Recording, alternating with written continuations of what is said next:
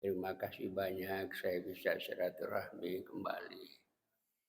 Semoga kebersamaan kita di masjid ini selalu mendapatkan redha dari Allah Subhanahu wa taala. Sebagai awal kita membaca selawat dulu kepada Rasulullah sesuai dengan anjuran Allah dalam Quran. Bismillahirrahmanirrahim. Innallaha wa malaikatahu yusholluna 'alan nabi ya ayyuhalladzina amanu shollu 'alaihi wa sallimu taslima. Ya Rasulullah salamun alaik ya Rabbi asyani wa daraji ya Rasul.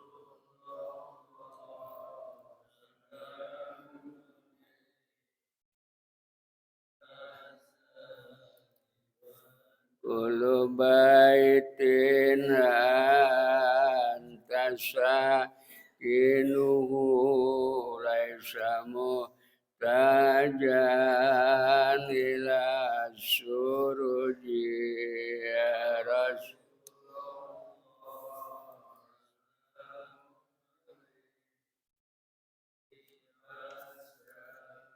Wa maridin anta iduhu qad atahu Allahu bil faraji ya Rasul. Ya Rabbi wa amitna fi tariqatihim wa mu'afatihim minal fitani ya Rasul.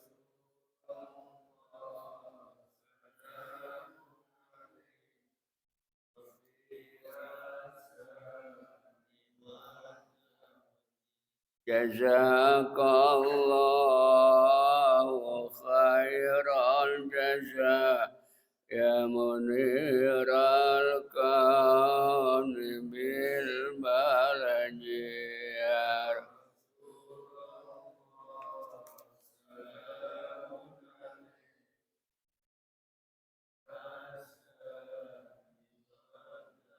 Allahumma salli wa sallim wa barik alaih. Ya Allah, ya Rahman, yang maha melihat, maha tahu, maha mendengar.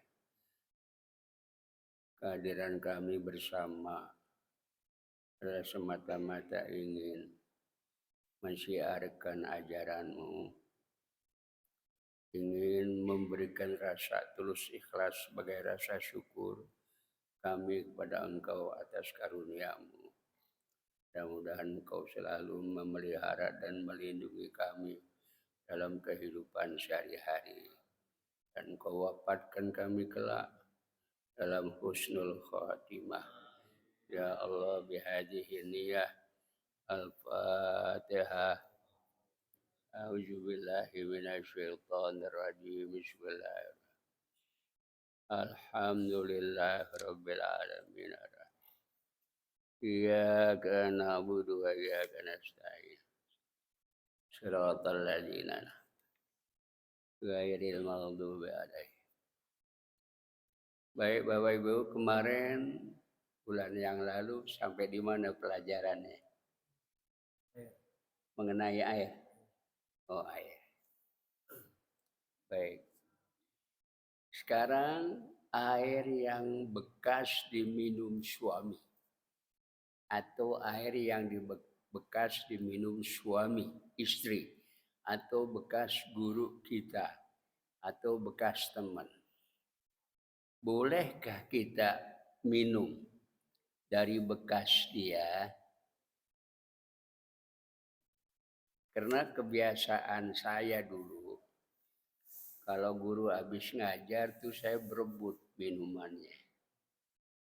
Ya, Ya, kata orang-orang tua, barangkali saya nanti sering minum keberkahan air guru itu, saya bisa jadi orang yang ngerti agama. Dulu begitu, rebut.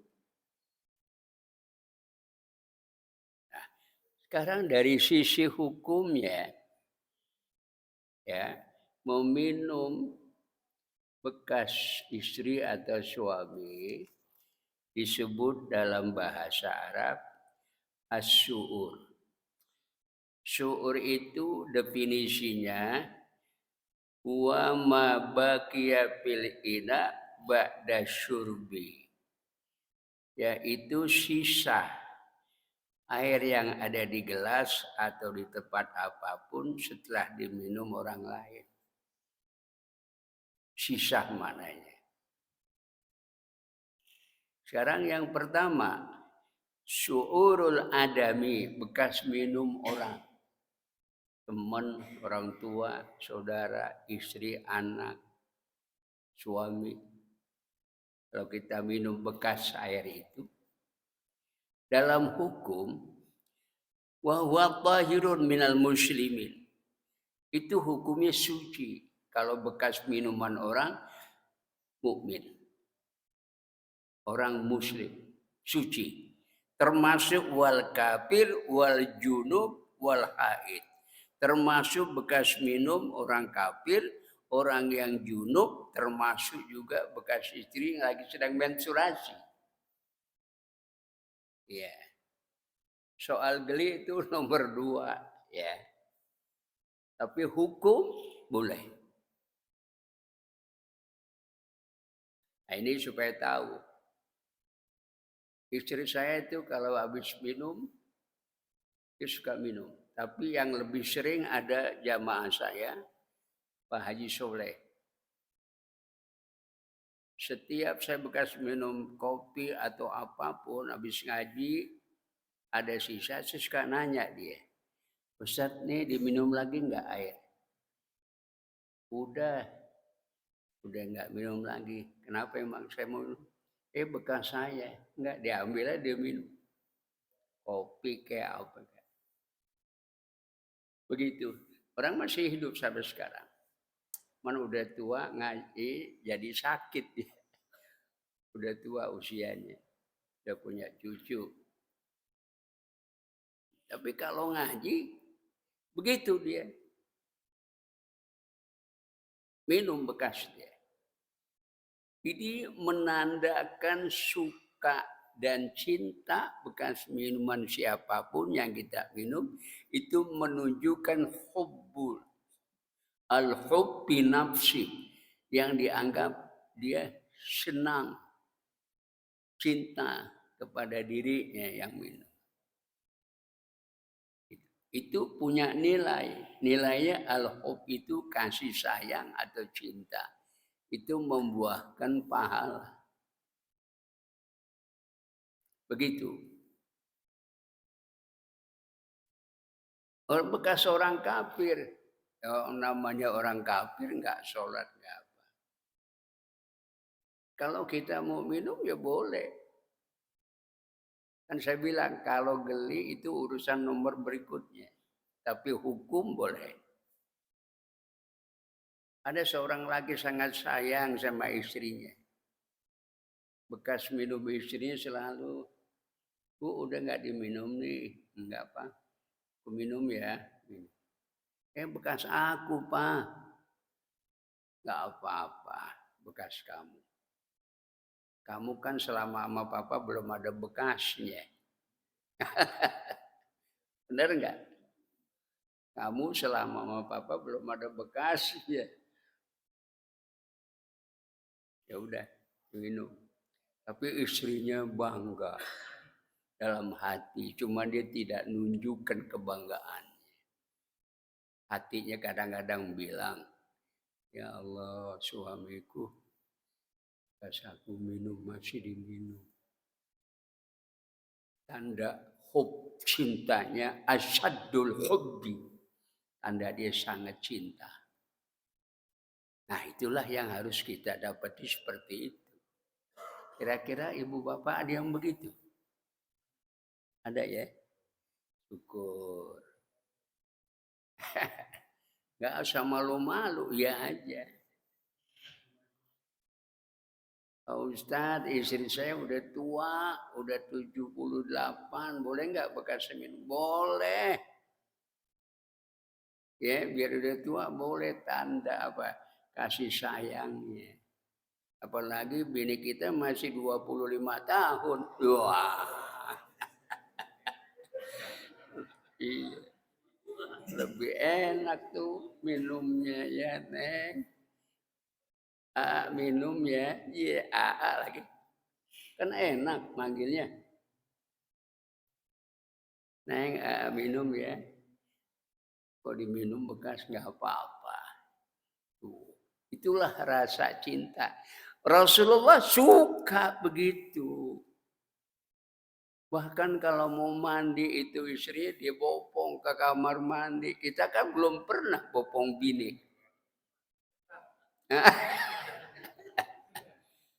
Iya.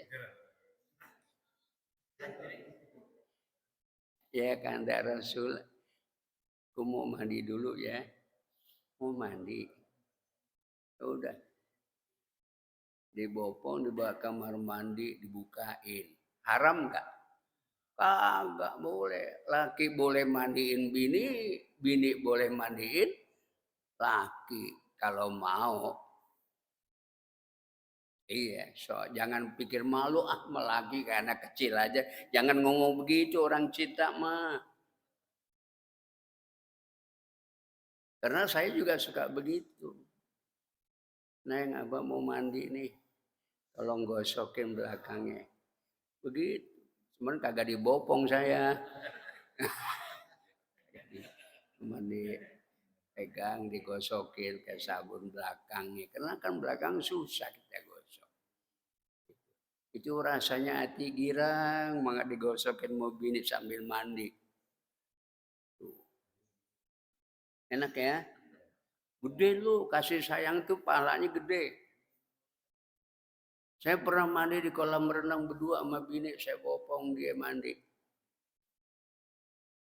Pernah juga begitu. Apa sekarang ada foto kenang-kenangan. Iya. Cuman saya jangan mati dulu. Bini juga jangan mati dulu. Kelihatan tuh foto di kenang-kenangan. Ya Allah.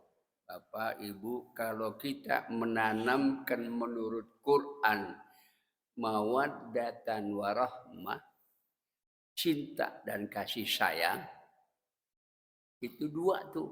Suami istri mesti dimiliki dua sampai tua. Mawaddatan warahmah. Cinta dan kasih sayang. Nggak boleh sebelah, nggak boleh satu. Cinta aja, nggak ada kasih sayangnya. Artinya dia pengen bermadu kasih, tapi pelit. Nggak ada kasih, nggak ada sayangnya. Beliin ini dong.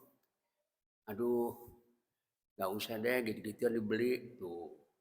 Itu namanya apa? Pelit. Di Bang Martabak aja, enggak. Beliin. Kalau jalan-jalan sama istri ini ke Bogor, cakep tuh baju ya Mbak. Mau, ya udah tawar aja. Gitu. Kan seneng kalau bini digituin. Udah lu jangan lihat gituan. Gue nggak senang, udah aja kita kemana ke. Ya pelit amat nih laki. Bini pegel nanti lehernya. Nah, jadi mesti kasih cinta, kasih sayang itu bareng. Kemudian adapun firman Allah Subhanahu wa taala yang mengatakan innamal musyrikuna najasun, bahwa orang musyrik itu najis. Ini orang suka salah tafsir. Misalnya orang musyrik, kita pegang badan dia najis. Gitu. Kita dianggap musyrik najis. Kita masuk ke rumah teman, pulangnya dilap tuh ubinnya. Najis. Itu salah makna. Jadi innamal musyriku najisun, najis maknawi, akidah. Najis maknawi itu nggak kelihatan roman najisnya, tapi nggak boleh ke masjid, nggak boleh masuk, nggak boleh baca Quran, nggak boleh megang Quran, nggak boleh tawaf di Baitullah, nggak boleh masuk ke Mekah dan Madinah. Itu orang musyrik. Jadi najisnya, najis apa tuh orang musyrik? Orang musyrik itu najisnya najis maknawi, artinya akidahnya kotor. Dia nggak boleh masuk masjid. Tapi dari sisi fisik badan nggak najis, cuman akidahnya aja. Makanya nggak boleh orang Muslim kawin dengan orang musyrik perempuan, karena nanti bergaulnya itu akidah bini kotor. Nanti anak kita keturunannya nggak bagus. Fal muradu bihi, yang dimaksud dengan najis ini ai najasatuhumul maknawiyah. Najis maknawi, artinya najis batin, akidahnya kotor. Itu yang dimaksud. Min jihati i'tiqadihimul batil, karena keyakinan mereka itu udah batil. Orang musyrik keyakinannya batil, batil itu rusak, nggak boleh. Tapi kalau pegangan boleh. Yang nggak boleh dia sholat, pegang Quran, baca Quran, masuk masjid, ya, masuk Masjidil Haram. Nggak boleh. Kan di Masjidil Haram itu pintu gerbang kita mau masuk Mekah, kan ada tulisan mamnu'ud duhul gairul Islam. Dilarang masuk selain orang Islam. Begitu tulisan. Di Madinah juga begitu tulisannya. Saya suka baca tuh. Oh, dilarang masuk orang musyrik. Selain Islam nggak boleh. Karena dia dianggap tanah suci. Tanah haram itu tanah suci. Itu mana tanah haram, tanah suci. Yang masuk ke situ Islam, bukan kotor akidahnya. Begitu yang dimaksud. Wa adamu taharrurihim minal akdzari wan najasat. Karena dia tidak ada kepedulian terhadap kotoran maupun najis. Orang musyrik nggak ada kepedulian najis batinnya. Kotor batinnya, bukan lahiriahnya, batinnya kotor najis. Dia nggak ada kepedulian. Itu makanya nggak boleh orang musyrik.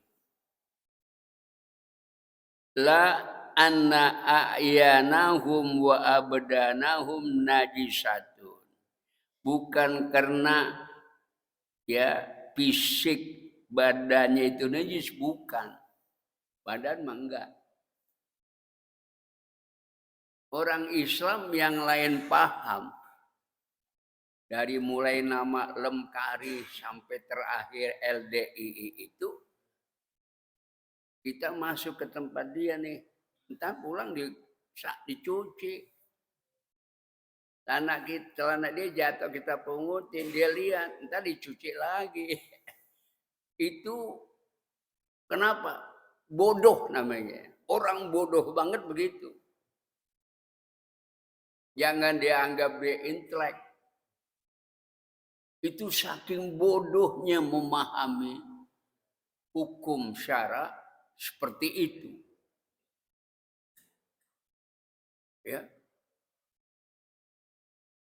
Nah, kecuali suami Islam, istri musyrik. Itu hati-hati. Biarpun dia cantik, Orang laki kan kalau ngelihat perempuan cantik musyrik, biarin dah. Gue kawinin, yang penting gue seneng dapetin dia. Nah jangan. Akidah kita nanti kotor. Hati-hati.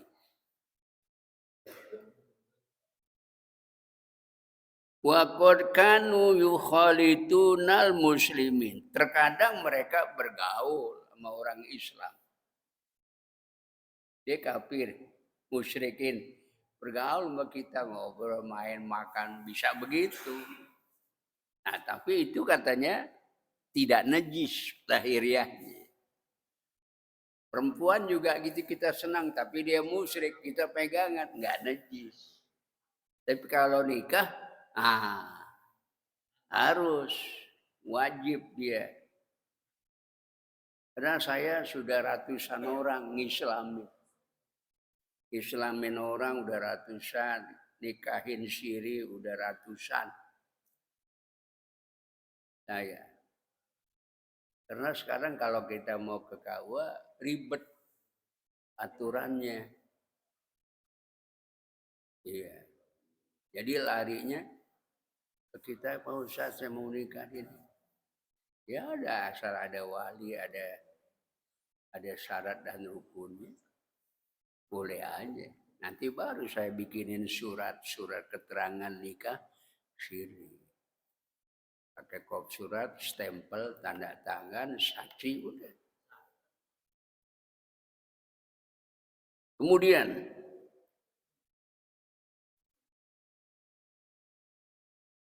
wa yuraddu rusuluhum wa mufawwiduhum 'alan nabi. Terus berikutnya yang dimaksud rasul-rasulnya itu adalah mengaitkan kepada Nabi wa yadkhulul masjidah, dan dia masuk masjid, walam ya'mur bi ghusli syai'in bima asabathu abdanahum. Kalau orang musyrik itu penggede, pejabat, kayak dulu tuh Presiden Amerika pernah kan ke Masjid Istiqlal. Nah, itu bagaimana dia? Dia masuk masjid, tapi dia tidak disuruh mandi sedikit pun. Apa yang menimpa badan dia disebut musyrikin. Dia kan cuma sekilas pejabat. Karena pemerintah Saudi pun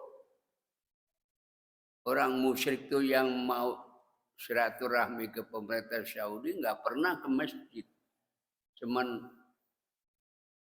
Obama aja yang pernah ke Masjid Istiqlal di zamannya Kiai Haji Ya'qub.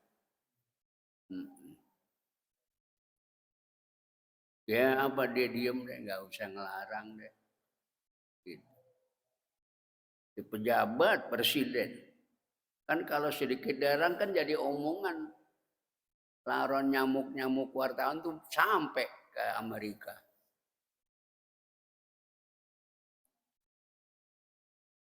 Jadi walam ya'mur bi ghusli syai'in mimma asabathu abdanuhum, dan tidak menyuruh untuk mandi sedikit pun atau mencucinya mimma asabathu aidihim, apa yang terkena tangannya, pegangan, salaman, itu enggak disuruh basuh. Karena dia bukan najis, bukan najis yang biasa. Nah ini dari sisi hukum ya.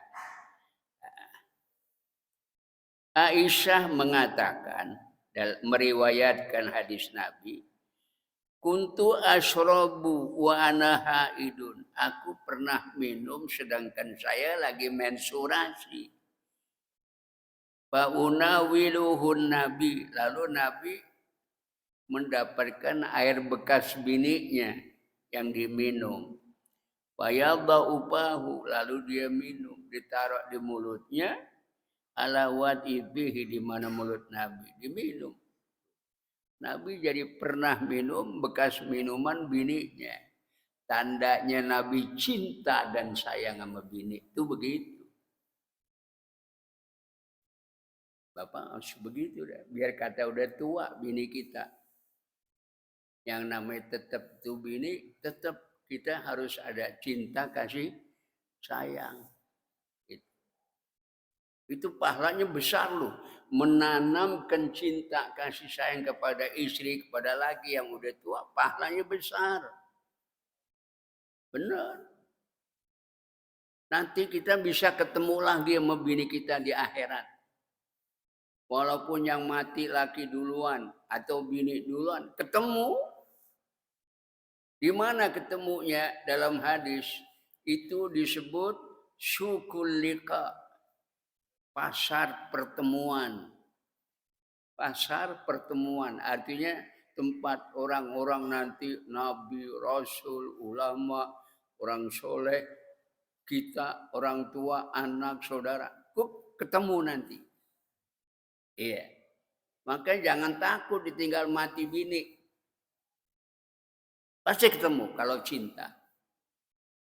Cuman kalau kita laki yang mati, bini belum mati, lalu dia kawin lagi. Nggak ketemu. Karena udah beda mahram. Ya, nggak ketemu. Sampai sekarang salah seorang jamaah saya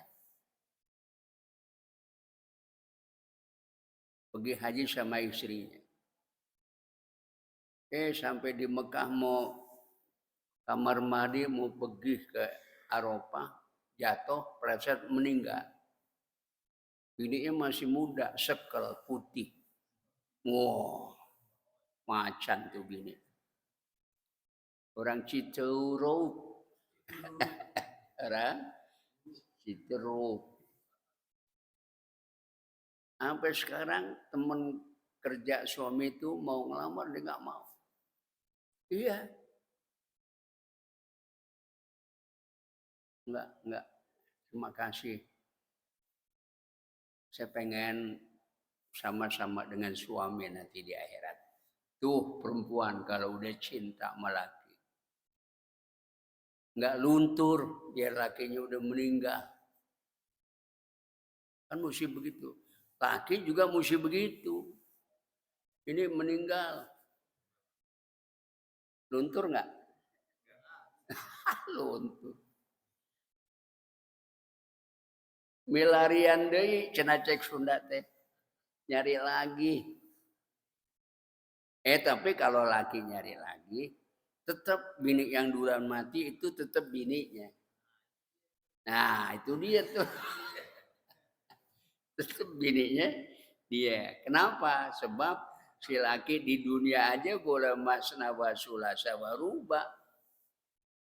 Jadi kalau dia meninggal duluan, terus kita punya lagi, tetap tuh bini kita. Bini kita biar meninggalnya tua lebih cantik daripada bidadari.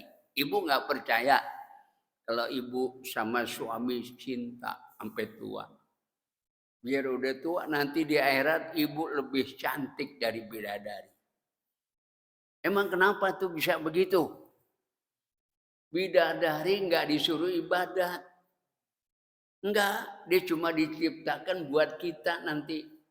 40 orang bidadari, 1 orang laki, 40 bidadari buat kita. Bini kita lebih cantik. Kenapa? Karena bini kita di sini ibadat. Ibadat, toharoh. Itu hilangin najis. Jadi dia jalanin ibadat, jadi lebih cantik bini kita ketimbang bidadari. Makanya bini kita nanti jadi ratu di sana. Itu biar paham. Ya, kalau orang tanya kenapa bidadari kalah cantik sama bini? Karena dia nggak ibadat. Kalau bini kita ibadat, makanya bini harus rajin ibadat. Jam 3 bangunin laki, Pak.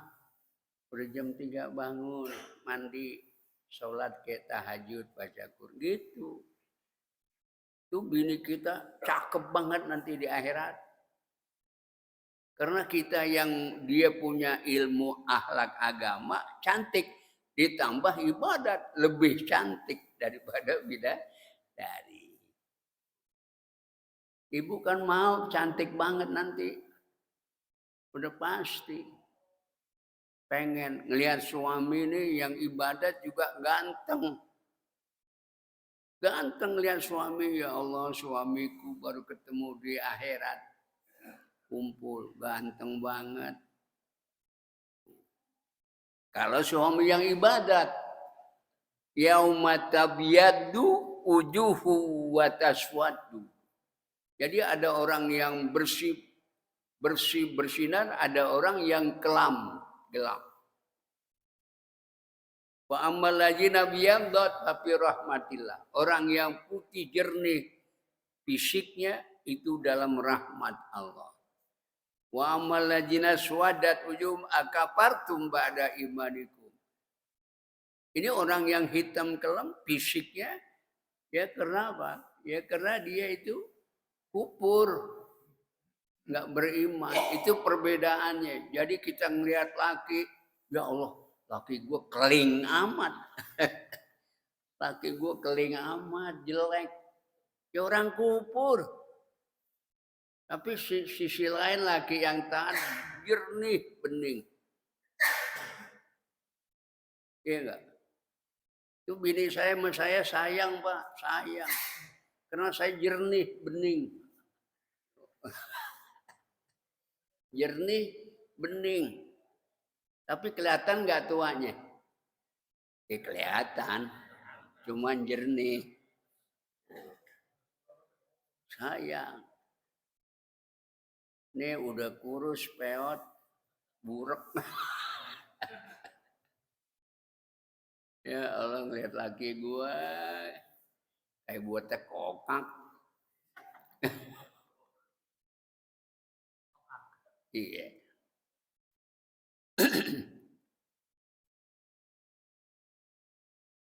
Kemudian kalau bekas kucing sampai minum ya boleh, cuman kan nggak pantas bekas kebo diminum. Buat najis enggak, hukumnya ada di sini. Cuman saya nggak bacain aja karena binatang. Yang nggak boleh kas anjing, minum babi. Tapi kalau binatang yang boleh disembelih dimakan itu boleh. Kan saya bilang soal jijik itu urusan belakangan, tapi hukum boleh. Nah sekarang najis ini kan apa sih najis itu? An-najasatu hiyal qazarah allati yajibu 'alal muslimi ayunajjihu anha. Najis itu adalah kotoran yang wajib oleh orang Islam dibersihkannya tuh najis. Wa yugsalu ma asabahu minha, dan mesti dicuci bila dia terkena najis. Wajib cuci dan itu kotor, nggak boleh kita kena. Andai kata kita jalan nih di pinggir jalan raya lagi hujan-hujan, ada air kan ngembang di jalan raya, kecipratan, itu najis nggak? Kagak, nggak najis. Cipratan air hujan yang ada di pinggir jalan tidak najis.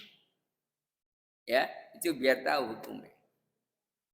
Kalau mau sembahyang aja deh, nggak usah diganti. Kan kebanyakan orang ganti. Karena dianggap cepretan itu najis, kecuali kecepretan air got. Ya, itu boleh ketahuan hukumnya najis. Kalau air pinggir jalan bekas hujan enggak. Kotor sama najis beda lupa. Kalau kotor aromanya keruh. Tapi najis walaupun bersih najis. Beda hukumnya. Jadi air keruh seperti air sungai kan keruh. Boleh bakal mandi hadas besar. Soal diminum boleh, sobat kan orang mikir gue minum bekas air kali, takutnya ada kimiawi. Nah kemudian lagi kata Allah wasiyabaka fatahhir, pakaianmu bersihkanlah. Jadi kalau mau ibadah cari pakaian yang bersih, yang kontras enak. Jangan mau ibadah pakai kaos oblong, terus ada tulisannya. Apa tulisan kalau anak muda? I love you. Kalau orang tua, Freddy number 1 in the world. Wah, keren banget. Freddy nomor 1 di dunia. Itu tulisan di belakang lagi sholat. Jangan. Nanti yang di belakang kita lagi sholat, ngelihat, wah berubah tuh. Jangan. Pakai yang bersih-bersih aja deh. Ya, yang nggak ada gambar, nggak ada tulisan. Nggak ada gambar kan. Orang udah tua semua masih pakai gambar. Ya. Kemudian lagi yang Allah bilang, innallaha yuhibbut tawwabin wa yuhibbul mutatahhirin.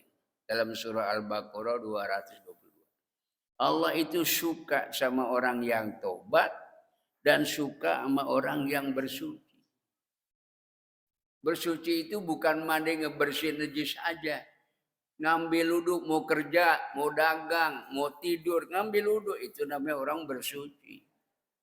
Emang boleh mau tidur ngambil wudhu? Justru bagus. Bagus. Kan kesenggol bini misalnya. Nabi udah kasih contoh. Kalau kita mau tidur kesenggol bini udah punya wudhu. Itu mah pakai aja, yang penting kita udah jalanin. Gitu. Ya, dia jalanin. Lebih bagus. Kemudian, najis itu kan banyak. Macamnya, ragamnya. Sekarang disebut bangke. Bangke. Minum dulu ya. Iya. Emang belum ngopi sih tadi. Cuman baru teh halap, teh susu aja saya minum.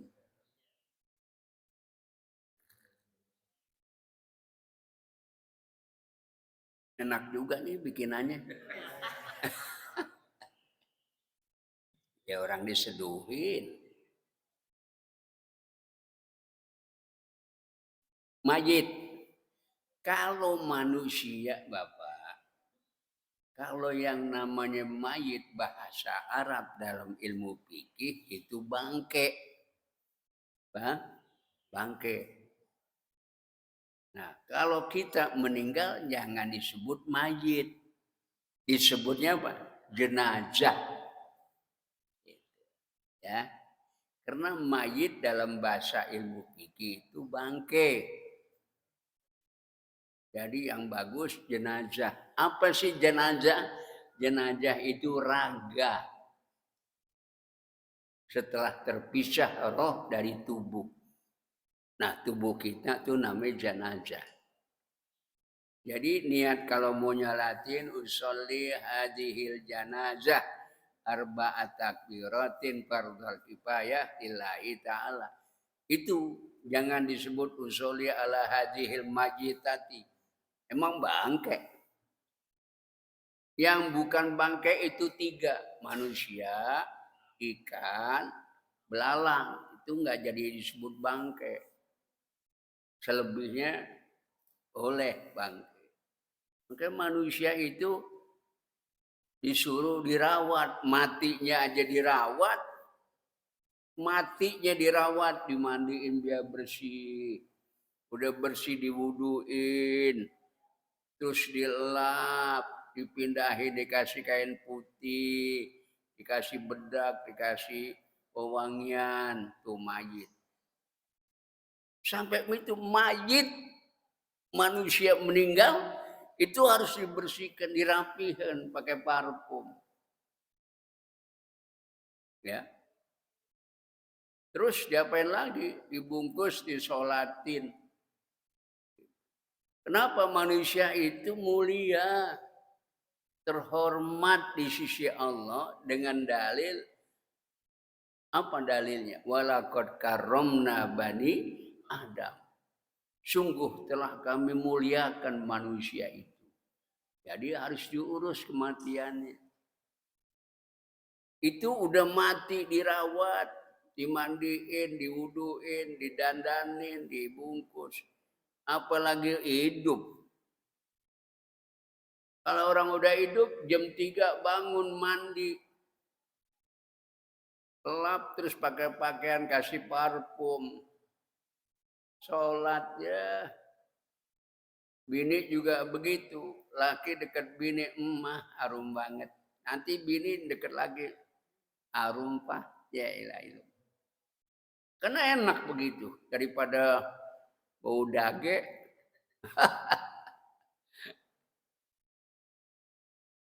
Apa belum mandi ya? Kenapa? Bau ah. Mana itu kan nggak enak digituin. Perempuan juga digituin sama laki, nggak enak. Nah, kita harus tahu diri. Karena kita masih hidup, jadi kita harus rawat diri. Itu makanya disebut istri. Istri itu bahasa Sangsakerta. Tahu nggak? Jadi istri itu bahasa Sangsakerta. Maknanya istri itu pandai. Dalam bahasa Indonesianya pandai. Jadi istri harus pandai menata diri. Sesuai dengan sebutan istri. Rapi, habis mandi pagi, pakai bedak, pakai parfum, pakai baju. Utang jangan yang pakai amis yang udah burak. Pakai ganti. Pakai juga begitu kaos sudah seminggu ganti udah. Dia masih demen aja dipakai. Lebih ini ngap.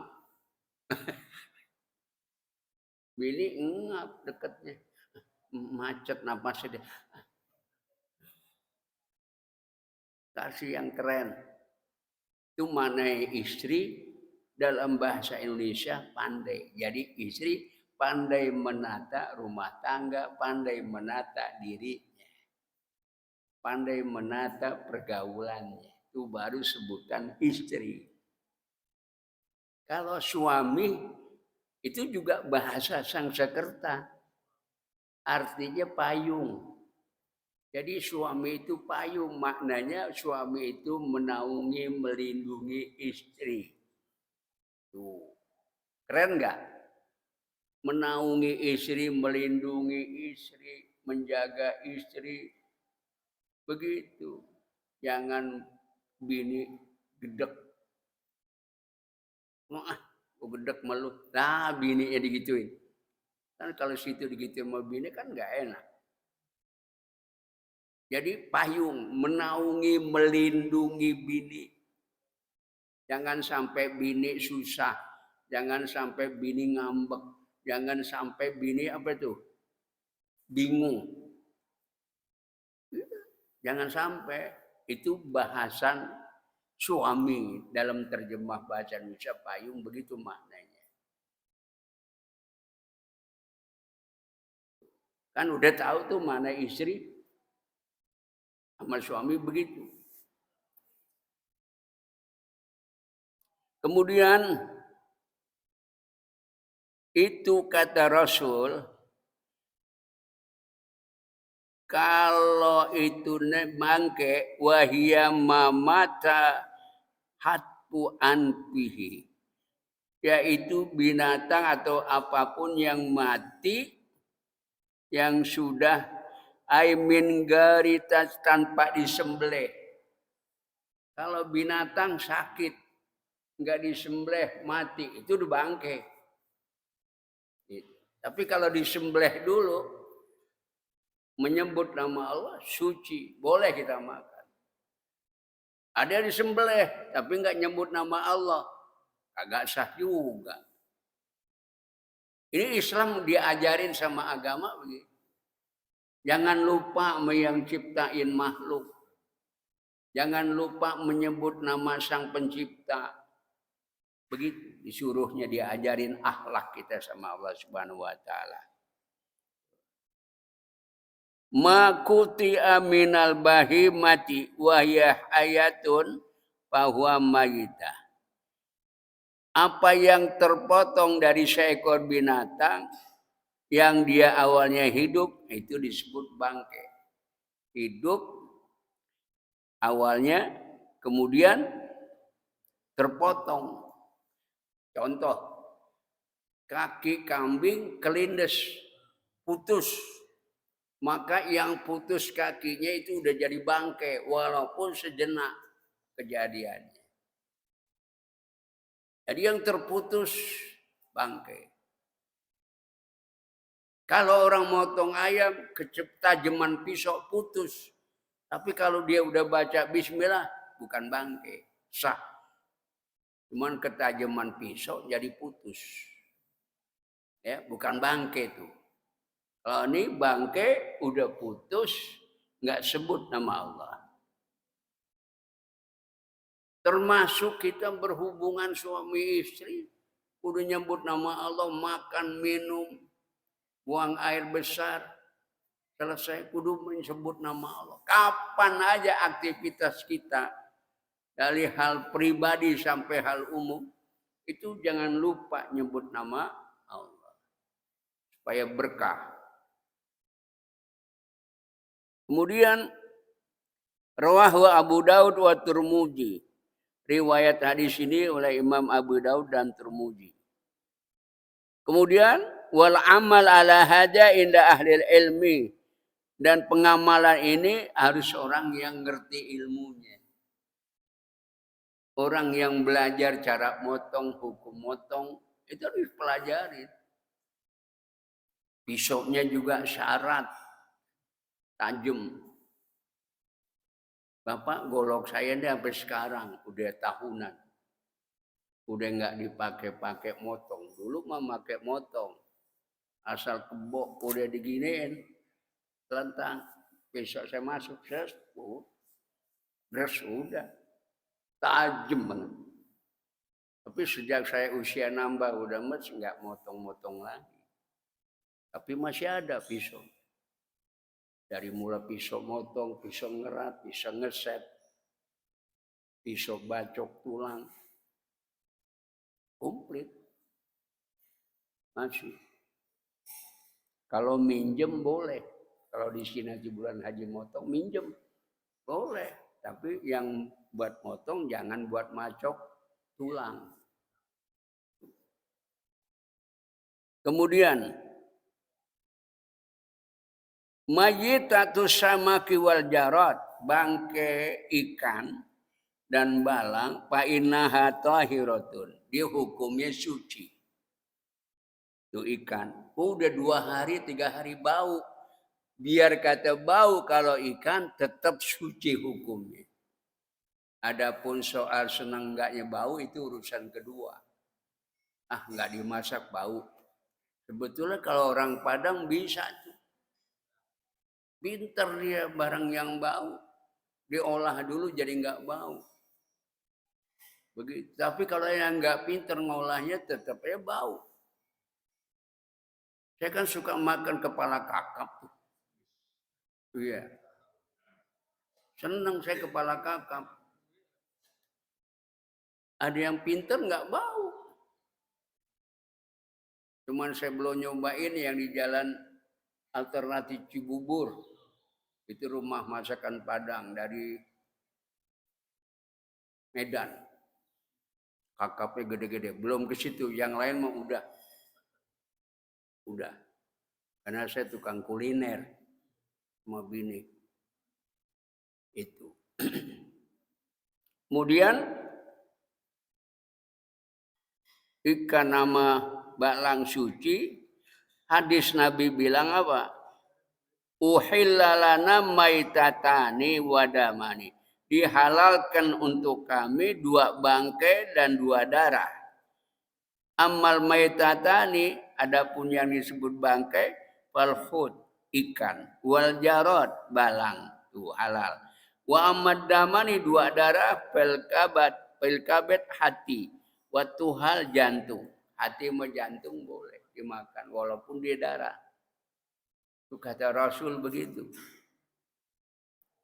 Rawahu Ahmad wa Syafi'i wa Ibnu Majah wal Baihaqi wa Daruqutni hadis. Tetapi Al-Imam Ahmad mengatakan apa dia bilang? Wa mislu hadzal lahu hukmur rafi. Contoh ini adalah mengenai hukum yang harus ditegakkan. Karena qaulu sahabat, ini perkataan sahabat. Boleh. Tuh. Satu lagi.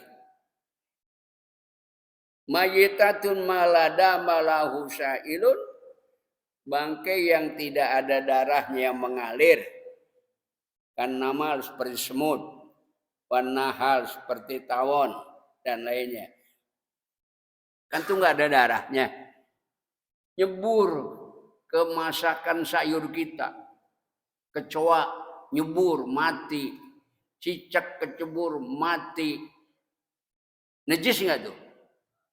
Enggak, darahnya enggak ngalir, cuman dibuang aja. Cicaknya dibuang, kecoa dibuang.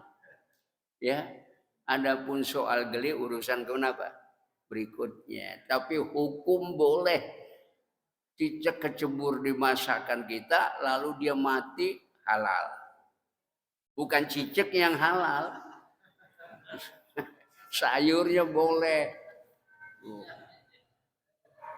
Makanya sayur kalau ditinggalin lagi dimasak ditutup.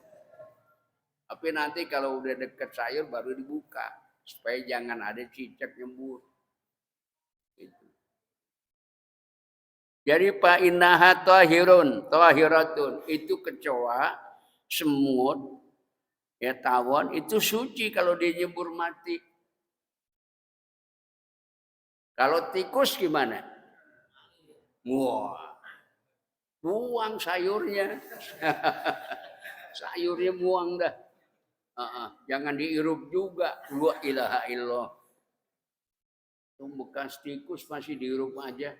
Sayang Pak Ustadz, mubazir. Bukan mubazir, jorok. Idza waqa'at bi syai', bila dia jatuh di satu tempat, wa matat bihi, dia mati di situ, la yutunajjihu, enggak najis hukumnya. Itu tadi kecoa, cicak, tawon, semut, apalagi enggak najis. Hukumnya begitu. Buang aja binatang. Ya. Cuman lagi makan jangan mikirin tadi cicak sih nyembur. Kagak jadi makan. Udah jangan diingat begitu. Iya. Kemudian wa tahuru ma'uhu al-hilu maitatu. Jadi ikan itu dihukumkan. Air lautnya itu suci dan ikannya juga suci. Binatang laut suci, boleh dimakan. Itu air laut asin, boleh nggak Pak pakai wudhu? Boleh nggak Pak pakai mandi hadas besar? Boleh. Karena bukan digaramin sama kita, itu air laut. Emang udah asal kejadiannya asin. Apa hikmahnya di asin itu air laut? Udah ada yang tahu? Ibu-ibu, bapak, ada yang tahu? Kenapa air laut asin itu diasinin sama Allah? Hikmahnya satu. Bakteri itu kalau udah masuk ke air laut, nggak ada yang hidup. Mati. Kedua, buat menetralisir kotoran, bangkai, apapun yang dari kali, yang dari rumah. Jatuhnya ke laut. Bau kan air dari kita. Sampai ke laut nggak bau. Dinetralisirkan itu. bekas air laut, air kali yang bau. Masuk ke laut, nggak bau. Kedua, bakteri cepat mati dan cepat hilang bau karena bila ada matahari menyinari air laut, sedangkan air laut itu ada kandungan garam, maka daya bunuh bakteri di air laut itu lebih cepat mematikan bakteri. Kedua, lebih cepat menghilangkan aroma busuk. Jadi hikmahnya begitu. Makanya mandi, minum boleh air laut. Ya, mandi hadas boleh air laut. Kecuali kita mandi di kolam, diaurin garam. Nah, itu mah beda. Itu nggak boleh. Nah, itu dulu kajian kita. Nanti kita berikutnya tulang bangke, tanduk bangke, kukunya, rambutnya boleh nggak tuh, kulitnya. Insya Allah kalau ada waktu, ada izin dari pengurus, saya datang lagi melanjutkan. Ya, tapi saya beri kesempatan ibu bapak boleh nanya deh. Kalau yang mau nanya silahkan. Yang sering di dapur kan ibu, mesti nanya dia. Karena orang nanya itu mencerminkan intelektualitas pribadinya tinggi. Ya, itu biar paham. Kalau orang mau tahu, mau nanya, itu tingkat intelektualitas pribadinya tinggi. Terus ada lagi enggak?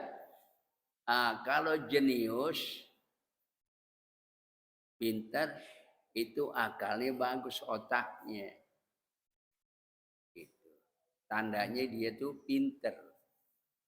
Itu aja. Belajar kita jenius. Jadi Pak Ustadz, terkait dengan masalah makan seorang muslim juga minuman itu tidak najis. Terkait dengan kehidupan sehari-hari, kita suka berkunjung juga ke rumah-rumah orang muslim. Ya, seperti makanan, kemudian bekas piringnya, gelasnya, kita tidak tahu bagaimana kesuciannya.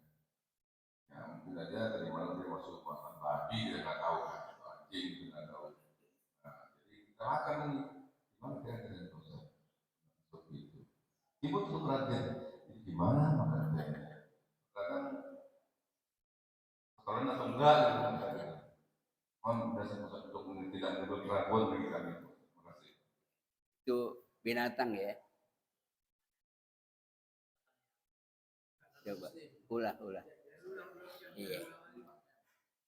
Silaturahmi ke rumah orang yang non muslim, lalu itu kan bekas piringnya kadang-kadang suka bekas masak anjing, kita kan nggak tahu tuh hukumnya gimana. Iya. Jadi ibu bapak, kalau kita ke rumah teman yang non muslim, dia ada binatang anjingnya, suka tuh anjing main ke dapur, boleh nggak kita makan? Itu kan, boleh nggak kita? Nah di situ, Pak insyakka, kalau ragu, patrukku tinggalin. Kalau ragu, tapi kalau nggak ragu, ya kita anggap makan tuh udah di piring, bukan bekas anjing. Itu jadi ada husnuzonnya.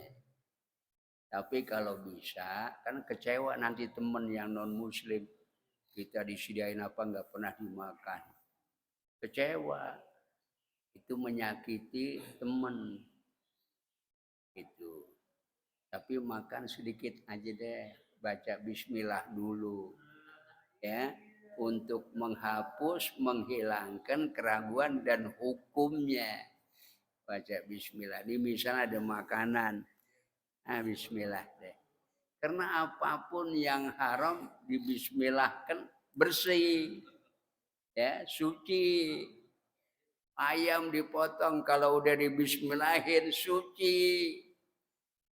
Tapi biar bersih, kalau nggak dibismillahin nggak berkah, nggak suci. Itu aja. Jadi kita harus Bismillah kalau memang terlambat. Bismillah fi awalihi wa akhirihi.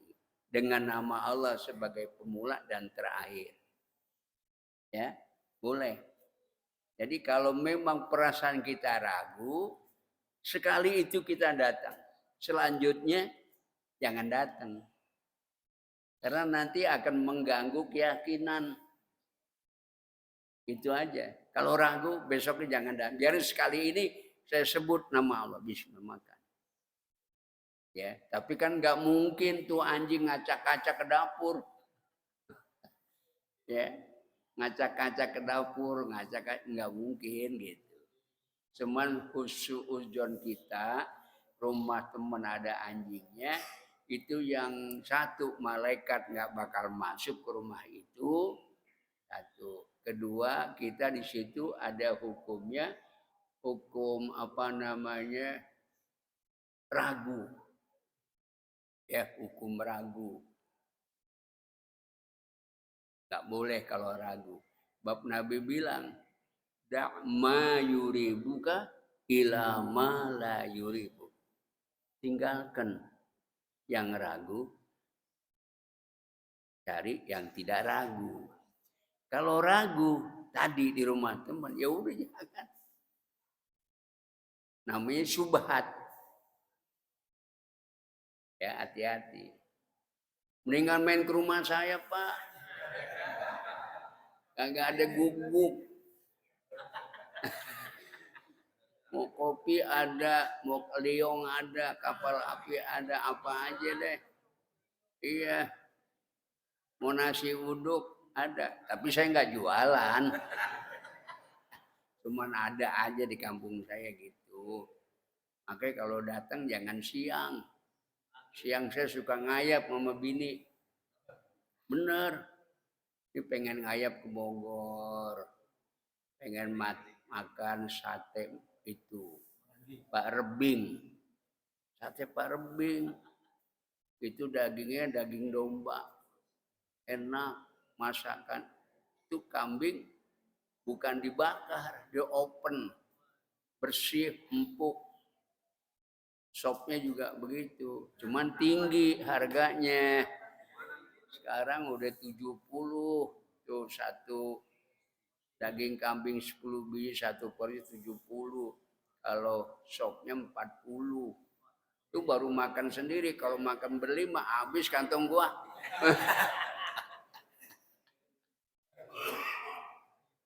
Ya, itu Pak Rebing. Ada mau tanya lagi? Ada, ya.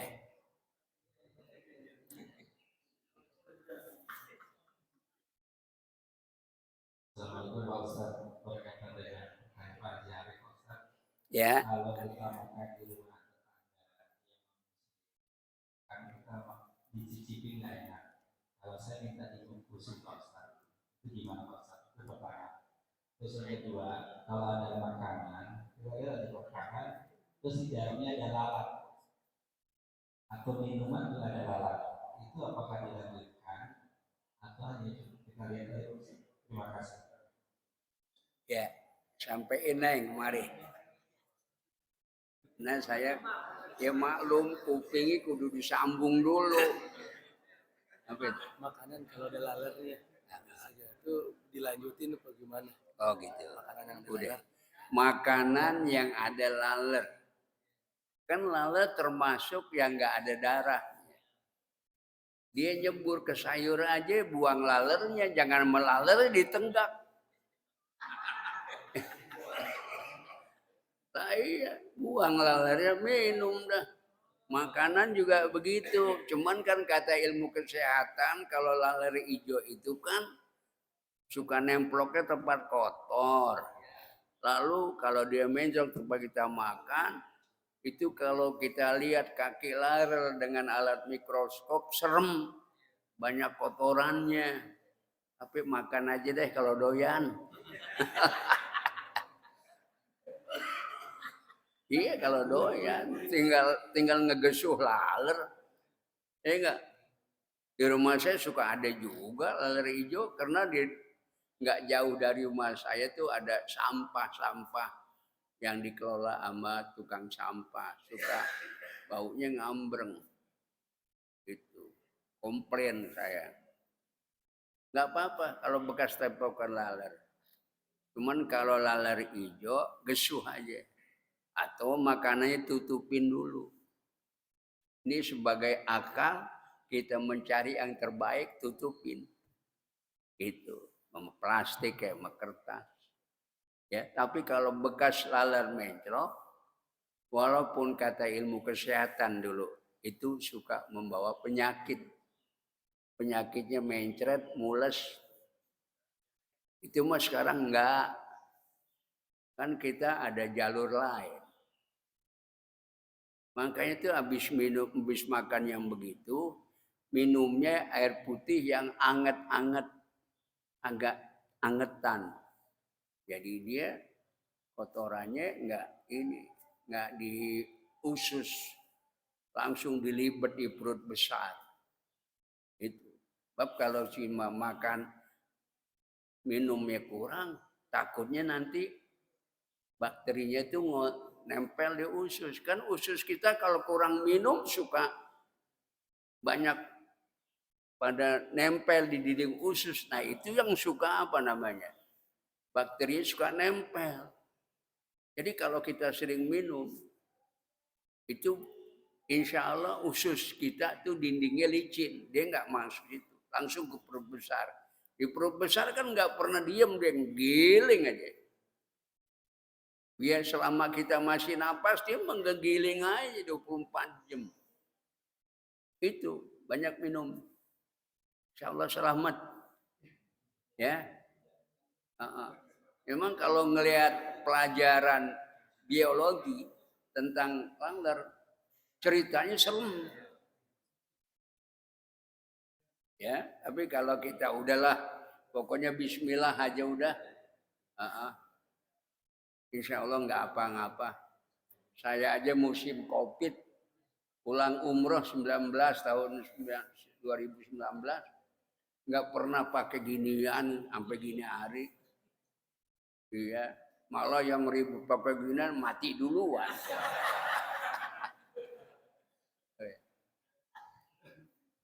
Kalau dari menurut kesehatan kan itu habis makan nggak boleh langsung minum. Habis makan baru minum itu gimana? Ya, begini, kalau habis makan ada yang minum, ada yang tunggu 5 atau 10 menit. Nah sekarang yang mana yang lebih baik? Habis makan, apalagi habis makan, minum. Gunanya minum lebih awal, itu untuk mendorong makanan atau saripati makanan yang nempel di dinding usus, yang usus kita nggak basah, kering. Jadi dengan air tuh diguyur, dia dilongsorkan sampai ke perut besar. Ketimbang kita habis makan tahan dulu. Ya, lebih baik minum dulu, tapi jangan segelas. Minumnya sekedar buat lancarin makanan yang masih ada. Kan leher kita di sini ada tenggorokan, ada yang masih nempel, ada yang di usus. Ya minum aja buat ngelicinin dia supaya dia turun ke perut besar. Kalau udah nyangkut di usus, terus kita susah minum, makanya orang yang jarang minum itu gampang penyakitnya. Gampang. Bisa penyakit lambung, bisa penyakit apa namanya, apa itu, tipes. Tipes. Orang tipes kan senang makan enak, pedas, tapi minum kurang. Itu tipes, hati-hati. Jangan udah sakit baru ngomong. Sebelumnya kita pikir, jadi mau habis makan minum aja setengah gelas, kalau air itu segelas setengah gelas. Minumnya juga kata Nabi pelan-pelan, jangan gelegek. Minumnya supaya dia turunnya lancar, supaya tidak nempel di dinding-dinding usus itu. Ya, kalau udah 10 menit, 5 menit baru minum misalnya. Takutnya dia itu nempel di dinding usus. Itu biar paham aja ilmu kesehatan. Ya. Jadi boleh. Ya.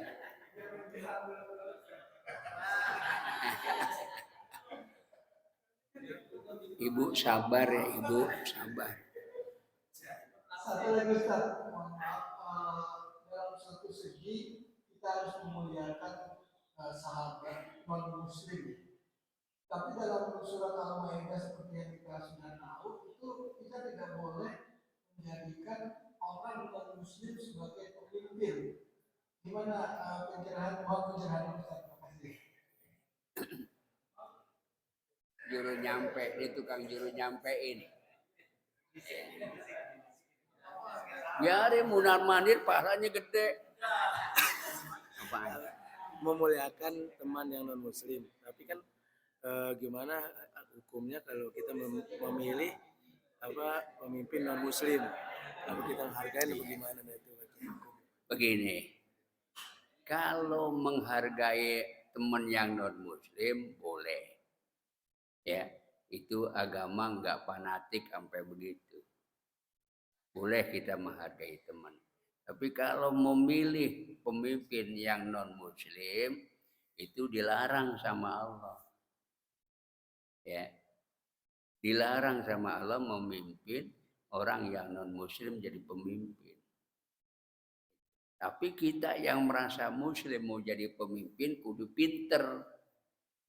Kalau nggak pinter, cuma agama doang pinter, pemimpin negara kan jadi pemerintahan itu kan bukan agama aja. Termasuk pengetahuan umum. Termasuk pergaulan luar negeri, dalam negeri. Masalah ini, wah ruwet. Jadi kita milih yang muslim tapi yang pinter. Gitu. Ketimbang orang non-muslim jadi pemimpin. Kita dilarang mengangkat non-muslim jadi pemimpin. Tapi kalau bergaul boleh. Ya, boleh bergaul. Itu jawabannya. Ada gini Kiai ini.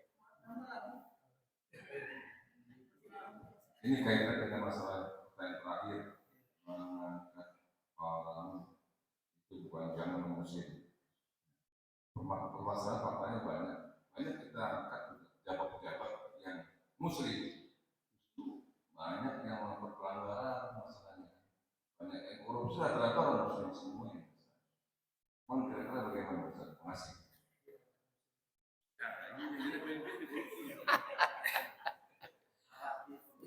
Jadi lebih baik mana kasar gitu Kiai? Muslim tapi banyak korupsi, tapi non muslim lebih lempangan. Iya gitu. Kalau bicara duniawi, kejujuran mengarah kesejahteraan, yang non muslim kalau benar ya dia yang non muslim. Daripada muslim yang nggak benar, kan namanya dia udah khianat.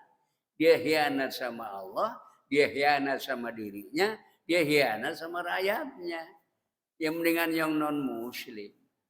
Dia nggak khianat. Ini secara akal. Ya.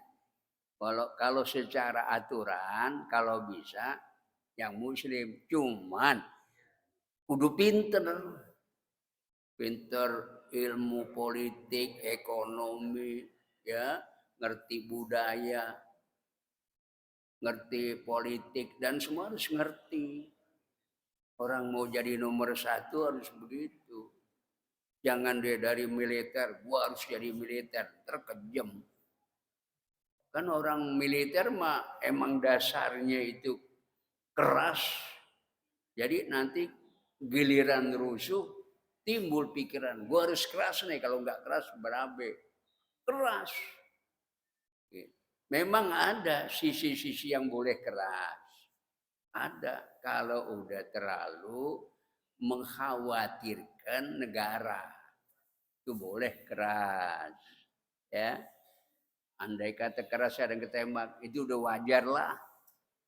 Ya, karena itu rusuh disebut makar. Kerusuhan seperti itu disebut makar. makar itu nggak boleh.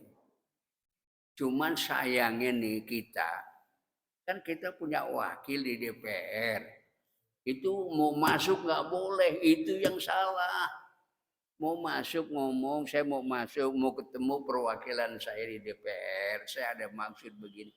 Terima, jangan ditutup, dijaga, nggak boleh masuk, itu salah. Jadi bagaimana rakyat mau puas dengan wakil rakyat? Bagaimana juga kita percaya sama kepolisian? Ya kan? Kita mau nyamperin wakil kita, mau ngadakan omongan begini, gini. Kan dia mesti tahu wakil kita itu kan rumah rakyat. Kita berhak dong. Secara hukumnya kita berhak. Tapi sekarang jeleknya dijaga, nggak boleh masuk. Udah kayak rumah apaan. Gue punya gaji gede. Wakil rakyatnya nggak pernah dibagi wakilnya. Baginya kalau mau pemilihan paling 250. 250 5 tahun dikasih. 5 tahun kan? Dikasih persekot 250, saudara malah udah nggak mau ngasih. Curangnya begitu wakil rakyat. Kalau saya jadi wakil rakyat, temen udah tua, jadi enggak deh. Jadi kalau saya sih selalu saya mengutamakan pemikiran yang sehat, jernih, bersih. Nolong, gitu. Temen udah tua, boro-boro wakil rakyat. Gitu. Nah begitu jawabannya. Udah ya? Ibu ada nggak nih ibu?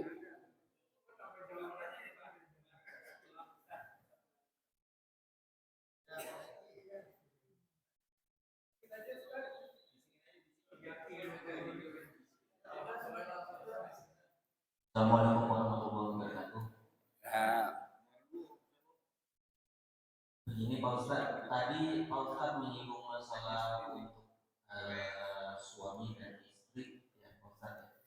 Apabila minta kejelasannya lebih lanjut, tadi kan apabila sang suami atau sang istri bercerai gitu ya, katakan bercerai gitu. Nah itu kan nanti kita kan akan tinggal ya. Bila si suami atau si istri menikah lagi gitu, setelah menikah lagi dengan pasangan lain, nanti ketika nanti di akhirat kita dipertemukannya lagi, bagaimana Ustaz dengan suami atau istri yang pertama atau suami atau istri yang kedua? Itu aja Ustaz, minta penjelasannya lebih lanjut. Terima kasih. Assalamualaikum warahmatullahi wabarakatuh.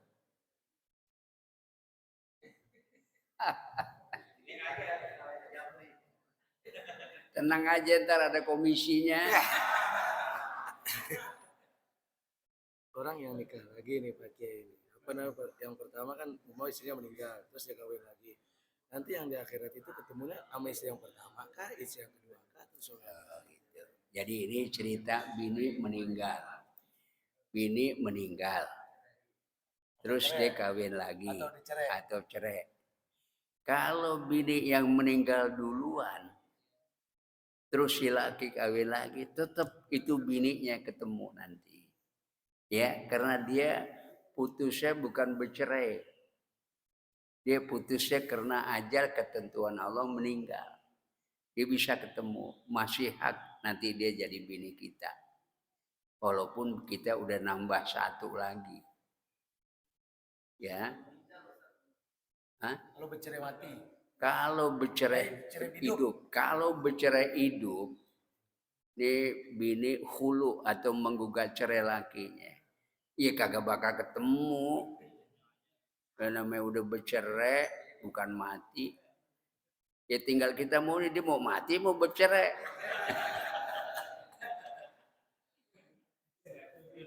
Jadi kalau yang bercerai nggak bakal ketemu. Kalau yang istri menggugat karena kesederhanaan kemampuan suami itu susah masih surganya. Surganya susah karena dia menggugat istri apa suami yang emang kemampuannya dari dulu begitu, cuma dia pengen senang digugat bisa, itu bau surganya aja nggak dapat begitu. Makanya menggugat itu satu, kalau istri menggugat boleh, namanya khulu ya. Nah, asbabnya apa dia menggugat? Satu, suami udah nggak bertanggung jawab, lahir batin udah nggak ngasih. Kedua, dia nyerong itu sama orang royal, sama istri kagak royal. Karena ada laki yang begitu. Di sini mah enggak, sono. Ya. Nah, itu khulu namanya. Boleh si perempuan begitu. Ya, atau dia pengen punya anak dari suami nggak dapat anak. Dia pengen punya anak. Kalau perempuan nggak bisa begitu. Kalau laki boleh. Ya, laki perempuan nggak ada lakinya dua. Dia masih ada dia, satu lagi sono. Nggak bisa. Kalau laki 2, 3, 4 boleh. Kenapa tuh dia boleh, laki perempuan nggak boleh?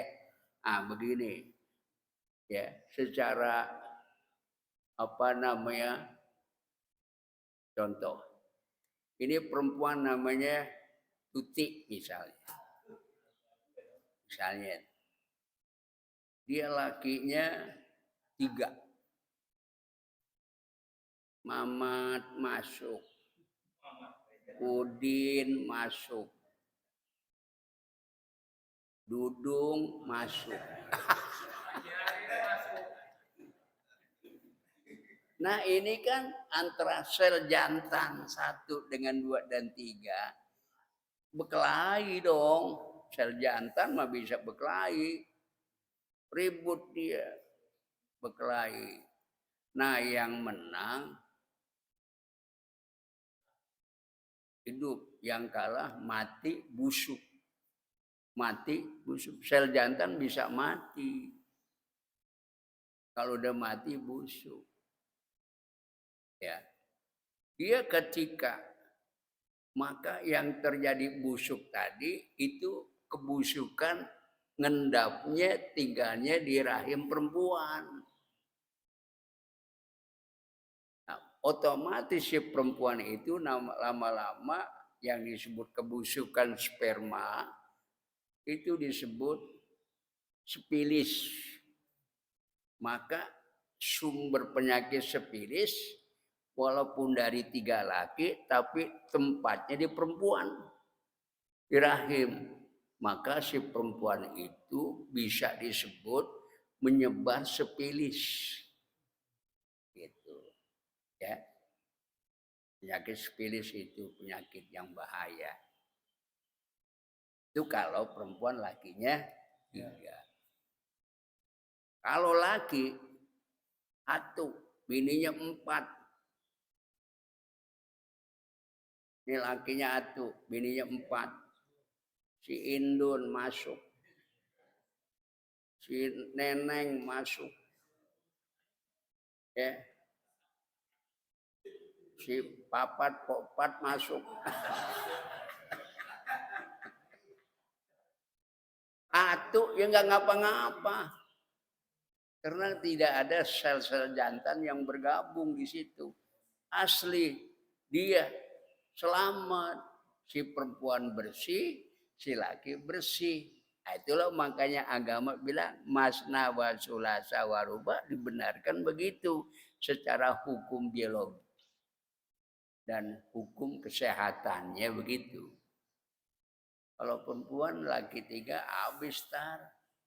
Penyakit sipilisnya ada di si perempuan. Kalau udah parah perempuan penyakit sipilisnya, nanti yang parah yang mudah menulari itu tanda di tubuhnya itu rada kebiru-biruan. Misalnya badannya, ini kebiru-biruan nih. Itu artinya si perempuan udah parah tuh. Dia duduk, bekas dia kita duduk bisa nular. Bisa nular. Kita bergaul apalagi yang namanya kita bercumbu. Udah gampang nular. Dia nularin keluarga kita. Wah, serem dah. Serem. Ya, jangan sampai perempuan bersih, harum. Perempuan harus bersih, harus harum. Harus jangan becek, harus demek. Ya perempuan kalau becek, laki segen. Dia harus demek, paling tidak demek. Kalau kering bagaimana Pak Ustadz? Udah monopause. Ya pakai oli. Kayak oli diiniin, olinya bukan oli mesin. Ya oli apa aja yang bakal ngelicinin. Boleh. Jadi belajar dulu deh sama kita ya.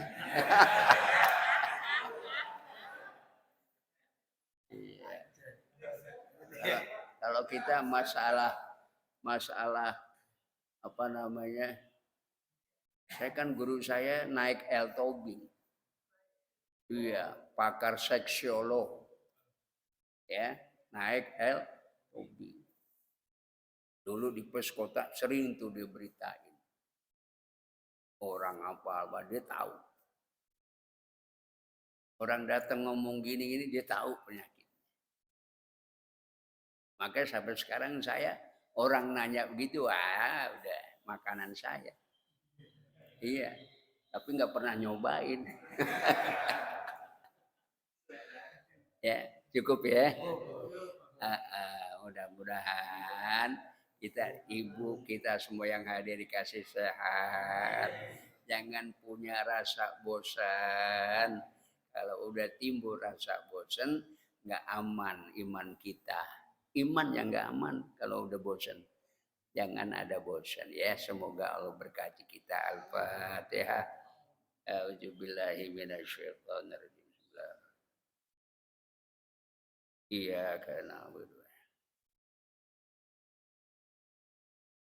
Ya Allah, ya Rahman, ya Rahim. Anta Rabbuna, Engkau Tuhan kami, pencipta alam, pemilik alam, pengatur alam, pemberi rahmat alam. Sampaikan salam rahmat kami kepada Rasulullah Muhammad.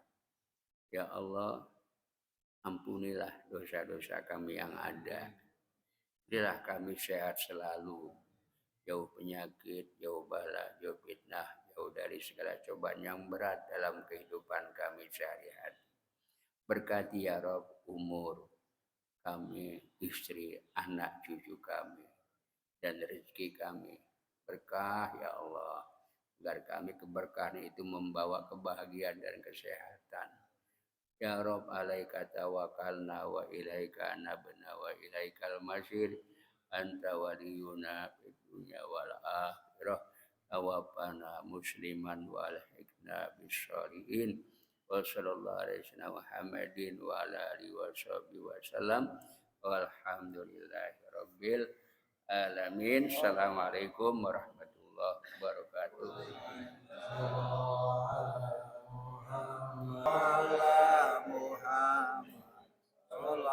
Untuk para jemaah pada hari raya cek kesehatan masjid,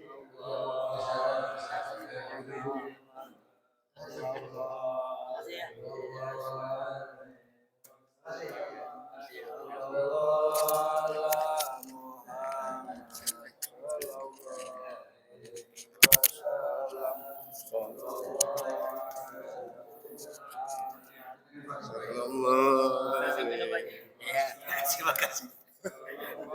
Saya ngirim apa? Sallallahu alaihi wasallam. Sallallahu alaihi wasallam. Sallallahu ala Muhammad.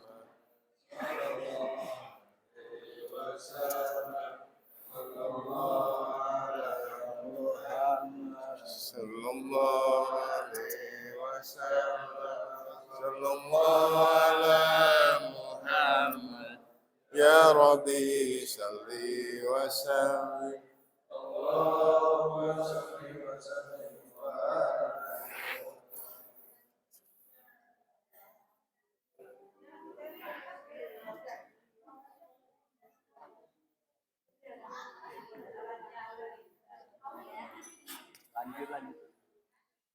Assalamualaikum warahmatullahi wabarakatuh. Para pemirsa sekalian, jangan lupa like and subscribe channel YouTube kita, YouTube Masjidur Rahman Depok 2 Depok. Mudah-mudahan lebih berkah.